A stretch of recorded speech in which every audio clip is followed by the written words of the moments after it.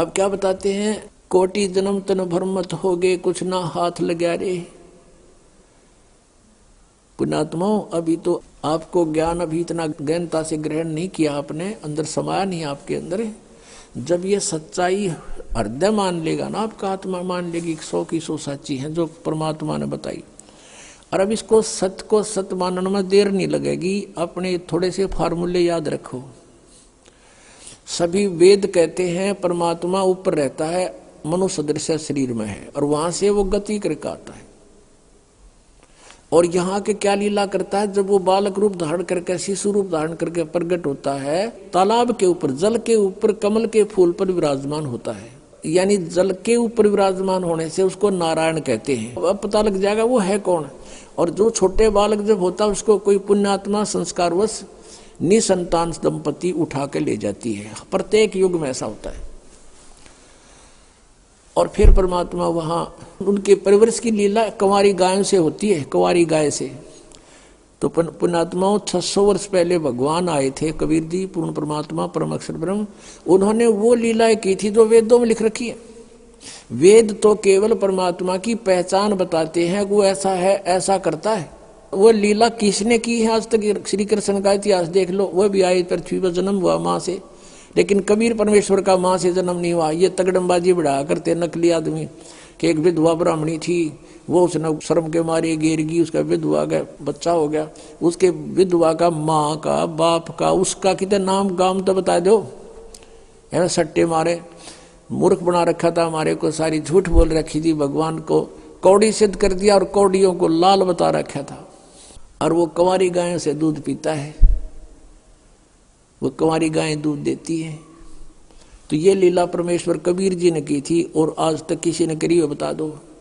और किसी का नो प्रमाण ऊपर तो चलकाया और सह शरीर चला गया वापस, एक दिखा दो जिनको हम भगवान मानते थे, राम श्री कृष्ण का दिखा दो। तो कहने का भाव पुण्यात्माओं, हम भगवान को पहचान नहीं सके क्योंकि जिनको हम गुरु मानने थे वो अंधे थे, ज्ञान नेत्रहीन थे। वो कहते मोती मुक्ता दर्शत नाही, यो जग है सब अंदरे, दिखत के तो नैन चश्म इनका फिरा मोतिया बिंदरे। किसी को मोतिया बिंद हो जाता है, उसकी आंखें स्वस्थ दिखाई देती हैं, और उसने दिखता कते नहीं, नपट अंधा होता है, ब्लाइंड मैन होता है वो। तो इसी प्रकार ये ज्ञान नेत्रहीन थे और दिखे थे चतुर, क्योंकि संस्कृत जाने थे। एक भाषा के जान लेने से उसमें लिखे हुए गूढ़ रहस्य को नहीं समझा जा सकता।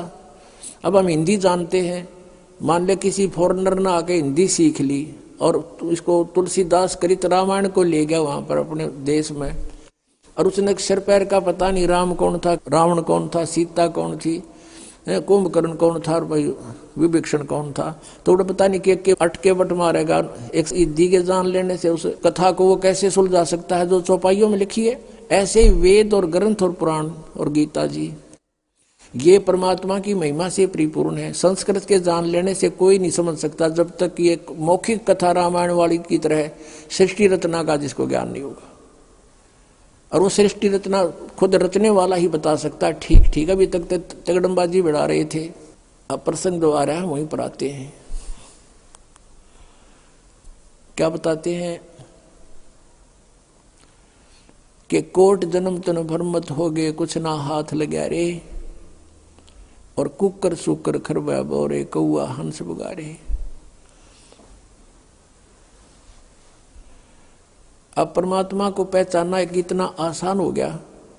एक तो ये पहचानना है कि सारे वेद बतावें, चारों वेदों को तो हम कति फाइनल मान रहे हैं। अब भी कोई उसको न्यू कहे कि मैं नहीं मानता वेदों को, वो तो फिर भक्ति योग प्राणी है नहीं, या किसी ने भ्रमित करा क्या, उल्लू ने, मूर्ख ने। जो ये कहते हैं हम वेदों को नहीं मानते, पुराणों को नहीं मानते, हम अपने गुरुओं के ज्ञान को श्रेष्ठ मानते हैं, तो सदग्रंथों को न मानना ही उनकी महामूर्खता है। और कबीर जी की वाणी भी सदग्रंथ है, वो सब ग्रंथों का ग्रंथ है, यानी उसमें ऑल इन वन है, नो समझ लो। और दूसरा वेद बताते हैं, फिर वो लीला किसने की, फिर आंखों देखा संत बताते हैं। हम सुल्तानी नानक तारे दादू को उपदेश दिया, जात जुलाहा भेद न पाया वो काशी माहे कबीर हुआ। आदरणीय गरीबदास साहिब जी बता रहे हैं, उनको भगवान मिले थे, जिनको वो आकर मिलते हैं अच्छी आत्मा दृढ़ भक्तों को। उनमें से एक आदरणीय नानक साहिब जी हैं, वो कहते हैं, फाई सूरत मुल्क की वेश, ए ठगवाड़ा ठगी देश खराब सियाणा भोता भार। ये धानक रूप रहा करतार। परमात्मा सतलोक से आए थे, परमात्मा उसमें समकालीन थे, इनके यहाँ भी थे, सतलोक में भी रहते हैं, वो हर जगह जहाँ चाहे प्रकट हो सकते हैं, प्रभु में इतनी शक्ति है। तो नानक साहिब जी को बेई नदी पर मिले थे, स्नान करने गए जब, उससे पहले भी वार्ता की थी कबीर रूप में आकर, लेकिन नानक साहिब जी मान्य नहीं थे, लेकिन अंदर से टूट गए थे सच्चाई को सुनकर। प्रार्थना यही करते थे, प्रभु फिर मिलो एक बार है। आदरणीय नानक साहिब जी का जन्म पवित्र हिंदू धर्म में हुआ था। ये कालूराम मेहता खत्री अरोड़ा के घर इनका जन्म था, और इनके पिताजी जो है पटवारी थे उस समय, और ये अच्छी आत्मा थी। फिर ये इन्होंने एक अपनी बहन के नगर में, जहाँ उनकी बहन ब्याह रखी थी, सुल्तानपुर शहर में अपने बहनोई की सिफारिश से वहाँ के सुल्तानपुर के नवाब के यहाँ नौकरी करते थे मोदी खाने में। तो स्नान करने के लिए बेई नदी पर जाते थे। पहले परमात्मा कबीर जी उनसे मिले, चर्चा की और बताया कि मैं कबीर हूँ और छोटी जाति का धारणक हूँ, काशी में रहता हूँ और मैं ज्ञान की तलाश में घूम रहा हूँ। तो नानक साहिब जी ने बताया कि श्री कृष्ण जी, श्री विष्णु जी सर्वशक्तिमान हैं, ये परम शक्ति है। गीता में इसी का वर्णन किया गया है। यानी जैसा भी उन्होंने, श्री नानक देव जी ने ब्रजलाल पांडे से गीता पढ़ा करते थे, जैसा भी ऐसे इन गुरुओं ने हमें ज्ञान दे रखा था, उसी आधार से नानक जी ने बहुत अपना सुनाया कि ऐसे है, श्री कृष्ण सर्वेश्वर हैं, सर्वशक्तिमान हैं, इन्हीं की भक्ति से मोक्ष होगा। तो परमात्मा ने उनसे 7 श्लोकों के उत्तर पूछे थे नानक साहिब जी से। एक तो ये पूछा था कि यदि श्री कृष्ण जी सर्वशक्तिमान हैं, चौथे अध्याय के 5वें और 9वें श्लोक में, दूसरे अध्याय के 12वें श्लोक में, 10वें अध्याय के दूसरे श्लोक में कहता मेरी तो जन्म मृत्यु होते। 18वें अध्याय के 62वें श्लोक में ये किसको किसकी शरण में जाने को कह रहे हैं, पूछना आपके ब्रजलाल पांडे से। 7वें अध्याय के 18वें श्लोक में अपनी गति को अनुत्तम कह रहे हैं। उत्तम पुरुष है तू, अन्य वो कौन है। चौथे अध्याय के 34वें श्लोक में कहा कि तत्व ज्ञान तो कोई और है। ये गीता वाला ज्ञान, तत्व ज्ञान ने इसको संत बतावेंगे। इन बातों को कह करके नानक साहिब जी नाराज हो गए ये सुनकर, लेकिन रात्रि के समय करवट बदलते रहे कि सचमुच बात तो सारी सच्ची है। नानक साहिब भी पढ़े हुए थे, हिंदी भी पढ़े थे, फारसी भी पढ़े थे। उन्होंने गीता जी को देखा, एक आध ब्राह्मण से बात करी, किसी के पास उत्तर नहीं था। तो ऊपर से तो वो कबीर जी को धमका कर आगे थे कि तू गलत बोलता है, तो मुसलमान दिखाई देता है। तो परमात्मा चले गए थे उस टाइम। कुछ दिनों के बाद उसको ऐसी कसक लगी नानक जी को, अंदर से रोने लगे, तड़पते थे। एक बार फिर मिले महाराज, फिर बात करेंगे। वो फिर दोबारा फिर मिल गए 15-20 दिन के बाद। उस समय केवल नानक जी को दिखाई दे रहे थे, अन्य को नहीं। कुछ देर बात हुई थी, फिर नानक जी ने, क्योंकि वो मन नहीं टेकता जल्दी सी, उन्होंने कहा था कि मैं इस दरिया में छलांग लगाऊंगा, मुझे ढूंढ देना।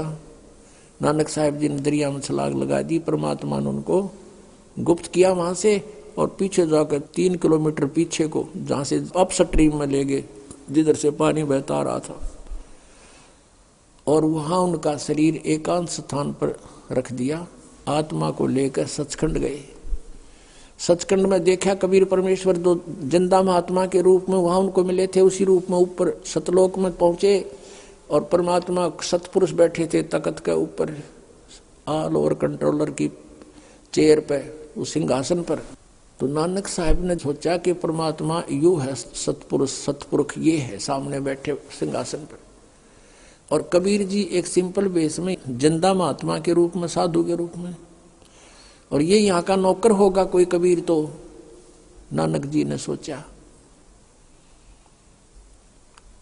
अब उस समय तक परमात्मा ने ये डिस्क्लोज नहीं किया। जब पहले रूप में मिले थे, जब तो कबीर रूप में मिले थे, दोबारा जब आए जिंदा महात्मा का रूप बना कर आगे, शरीर दूसरा था। चेहरा नहीं मिल रहा था बनारस वाले से। फिर उनको लेकर गए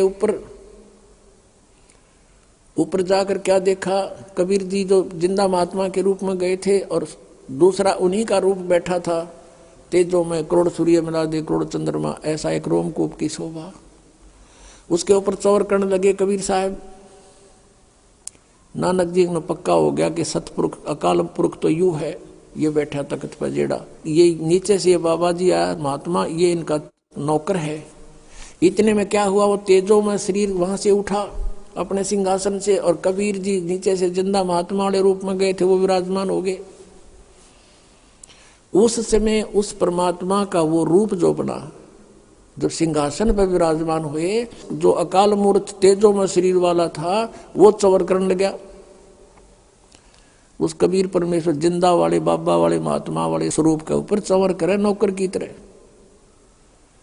उस समय परमात्मा का जो स्वरूप बन गया वो कबीर जी वाला बन गया, जो धारणक रूप में, जो लाहे रूप में बनारस में थे और जो पहले नानक जी को मिले थे। और वो तेजों में शरीर जो था कबीर जी के जिंदा महात्मा वाले शरीर में समा गया, अलग कोई नहीं रहा, ओनली वन गॉड है, एक परमात्मा कबीर जी विद्यमान थे, बनारस वाले धानक ऑल ओवर कंट्रोलर के तख्त पर सिंहासन पर। अब नानक साहब से कहा कि जाए, तीसरा दिन हो गया, इस तरह परमात्मा ने सारे ब्रह्मांड दिखाए, ब्रह्मा विष्णु महेश दिखाए, उनकी रचना बताई, कैसे इनका जन्म हुआ। अब परमेश्वर ने कहा कि अब जाओ प्यारी आत्मा, अब उन भोली आत्माओं को समझाओ जो काल के जाल में फंसी पड़ी है।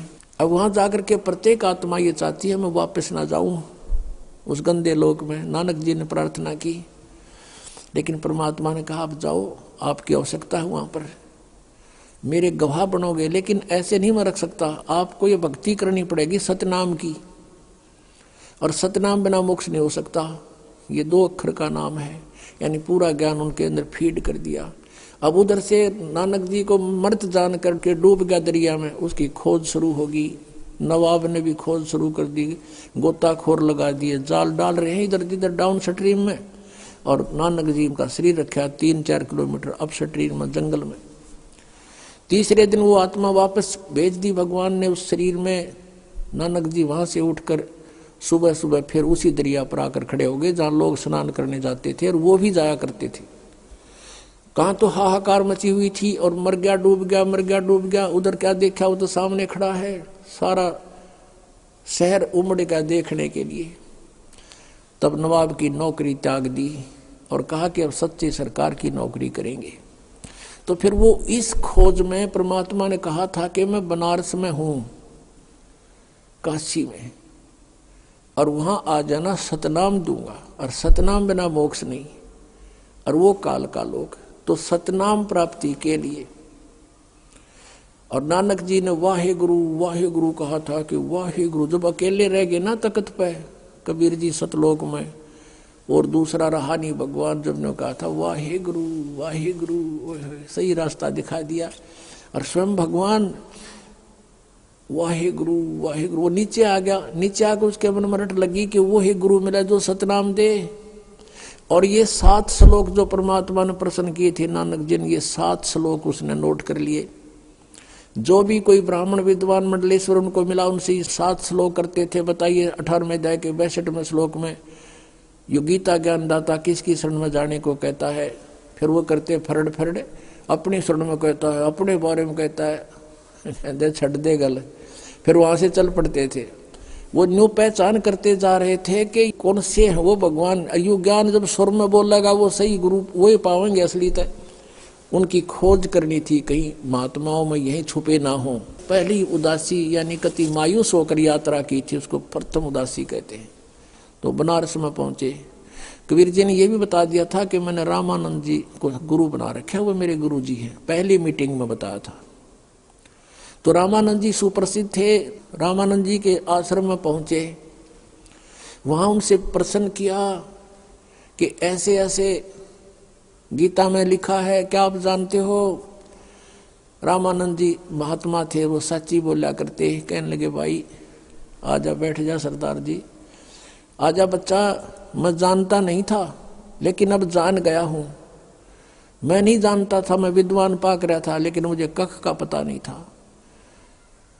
वैसे तो वो मेरे को उन्होंने वचन दे दिया, वो भगवान है, परमात्मा है, अब मालिक हैं, सतपुरुष हैं, और मेरे को उन्होंने अपनी स्थिति ऊपर दिखा दी सारी, लेकिन उनकी आज्ञा का मैं पालन कर रहा हूँ।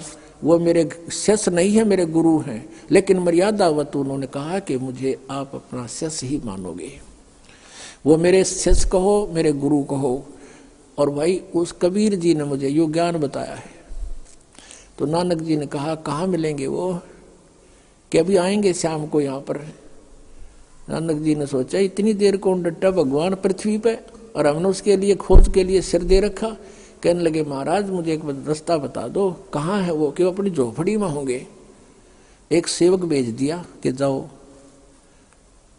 झोपड़ी पर छोड़ के आओ। अब जाकर देखा उस परमात्मा को, खड्डी में कपड़े बुने दानक का काम करे थे, उन ठानी जानते पता था आव एक आत्मा प्यारी। जब देखा वहां पर सतलोक वाला नजारा सारा दिखाई दिया, ओए होए, कहते झांकी वे कबीर की नानक की तीवा, और वह सिखा के गलपड़ी कौन छुटावे था। अब जैसे कबीर जी का वहां देखा सतलोक में, ओए होए, फिर वहां बैठे दिखे, वाह हे गुरु, और कहते वहां एकदम इतनी उमंग में भर का आवाज लगाने लगे, फाई सूरत मुल्क की वेश, ए ठगवाड़ा ठगी देश, खरासियाना बहुता बार। देखो ये धानक रूप रहा करतार, कि ये ठग है, हमें मूर्ख बना रहा है, बका रहा है। जैसे प्यार में क्या करें ठगे, और आख्या में पानी भर रखा। सारे जुलाए इकट्ठे हो गए वहां के, कहते हैं ये भगवान है, परमात्मा ये है, पूर्ण ब्रह्म है। अब कहते हैं घर का जोगी जोगड़ा, बाहर का जोगी सदे। वो दुल्हाई वहां के उसको एक आम सिंपल मैन मानते थे। वो क्या कहते हैं, ये देखो पंजाबी, पंजाब तो आके पागल बन गया, इसने भगवान बतावे नीरू के बेटे ने, किससे का ना तसल्ली हुई। तो परमात्मा ने कहा प्यारी आत्मा, अब इसने राज रख, थोड़े दिन गुप्त रखना, जिक्र ना करना, तेरा भी दिल तोड़ देंगे ये। अपनी भक्ति करो और प्रचार करो इस ज्ञान का, और ज्यादा डिक्लेयर ना करना, अभी इसको गुप्त रखना हमने कुछ दिन। तो कहने का भाव ये है कि जिनने महापुरुषों ने भगवान मिला, और जिनको हम मानते हैं वो परमात्मा से मिले, और उन्होंने बताया है कि धानक रूप रहा करदार, हक्का कबीर करीम तू बे ए परवरदिगार। गुरु ग्रंथ साहिब के 721 पृष्ठ पर लिखा है कि एक अर्ज गुप्तम पेश तोदर कून करतार, हक्का कबीर करीम तू बे ए परवरदिगार। हक्का कबीर माने सत कबीर।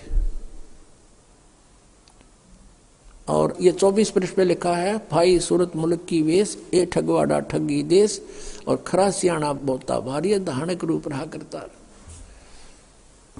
अपने आत्माओं, हमने भगवान को पहचानने में घनी देर ना लग गई वे। हम अज्ञान में कितने आट रखे इन्होंने, लेकिन परमात्मा का ये तत्व ज्ञान ऐसा है। और ज्ञान सब ज्ञानड़ी, कबीर ज्ञान सो ज्ञाने, जैसे गोला तोब का अब करता चले मैदान।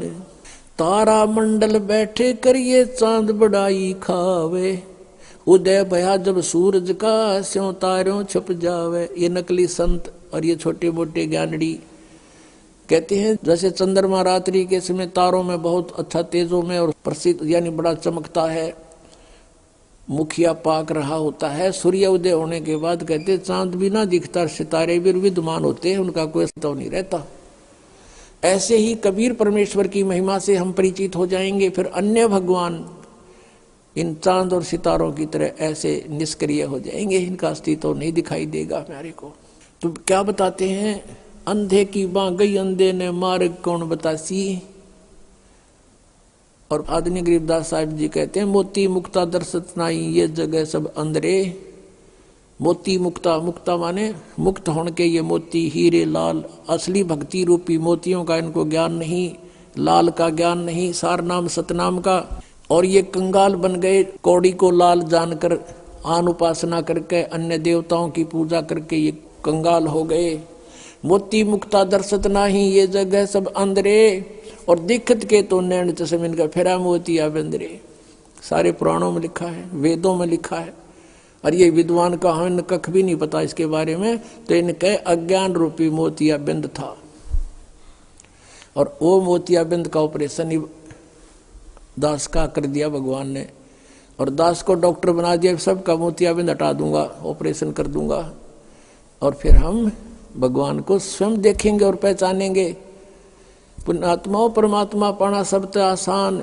एक रोटी बनाने के लिए कितना प्रयत्न करती है एक बहन, कितना सामान सांग जोड़ना पड़ता है, कितना पलटा चमटा है, फिर लकड़ी, तवा, चूल्हा, फिर गिलास, कटोरी, थाली, परात, आटा, नमक, मिर्च, और फिर उनको लाने के लिए कहाँ प्रयत्न करना पड़ता है।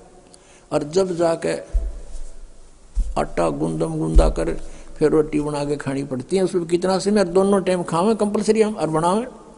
और परमात्मा का पाना सबसे आसान है। कहते जीव बिना लाणी सा मंत्र दे रखा भगवान ने, और कितना कीमती है।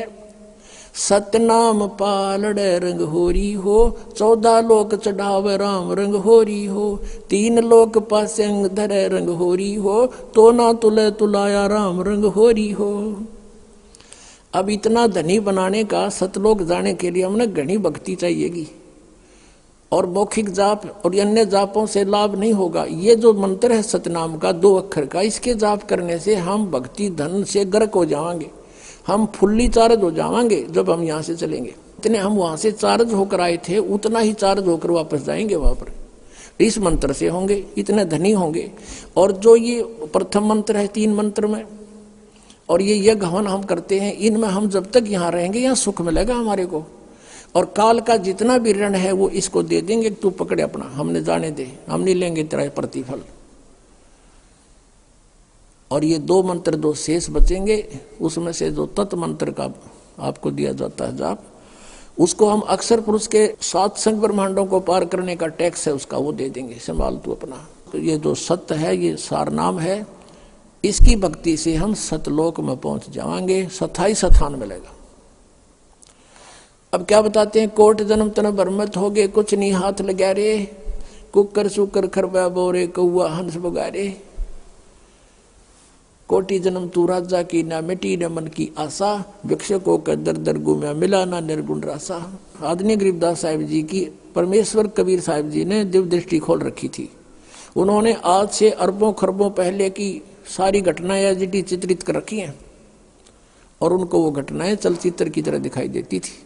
गरीबदास साहिब जी ने बताया है कि ये नानक साहिब जी जो थे, ये सतयुग में राजा अम्बरीश थे, यही आत्मा, और इतने पुण्यात्मा थे, इतने धर्मात्मा थे, और इतनी सत भक्ति करते थे, विष्णु जी को इष्ट मानकर। दुर्वासा जैसे सिद्ध पुरुष ने भी इनके दरबार में फिट्टे मुंह होना पड़ा था। उसके बाद वही आत्मा फिर त्रेता युग में राजा जनक रूप में जन्म हुआ। राजा थे वो, और नौकर सैकड़ों लाखों की संख्या में सैनिक उसके नौकर थे। और वही आत्मा फिर पुनः को स्वर्ग में नाश करके बहुत यज्ञ किया करते थे राजा जनक, उनको नष्ट करके कलयुग के अंदर कालू राम मेहता के घर पे एक सिंपल मैन के घर जन्म हुआ, क्योंकि वो सब पुण्य खत्म हुए। और फिर नौकरी कर रहे एक नवाब के घर पे आप ही, और पहले उनके लाखों नौकर होते थे। तो काल का ये जाल ऐसा है।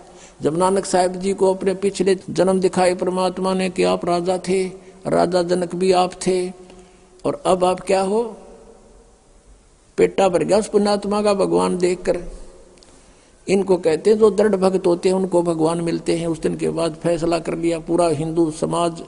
नानक साहिब जी के पिता भी विरोधी हो गए थे कि के पैदा हो गया हमारे देवताओं ने बुरा बतावे, और सब ब्राह्मण विरोधी हो गए थे कि ये पागल हो गया, इसका पता नहीं क्या हो गया, ये सब उल्ट सुल्ट बोल रहा है। तो इस प्रकार पुण्यात्माओं अब क्या बताते हैं, कोट जन्म तन भ्रमत हो गए, और यदि परमात्मा ना मिलते हुआ प्यारी आत्मा अगले जन्म में 84 लाख योनियों में जाती। कोट जन्म तन भ्रमत हो गए, कुछ ना हाथ लगा रे, कुकर सुकर खरबा बोरे, कौआ हंस बगारे, कोट जन्म तू राजा की ना, और मिटी न मन की आशा, भिक्षकों का दर दर गुम्या मिला ना निर्गुण रासा।